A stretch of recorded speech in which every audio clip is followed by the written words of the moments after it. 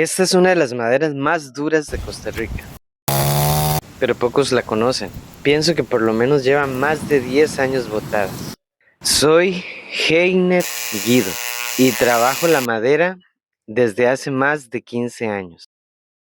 La conozco muy bien de forma práctica. Conozco su olor, su textura, su color y hasta la forma de desintegrarse. Y esta madera es de las más duras de Costa Rica. Cuando la estás trabajando da la sensación como trabajar un hueso de dinosaurio. Y dibujé en mi mente un observador. Es alguien que puede ver hasta tus huesos.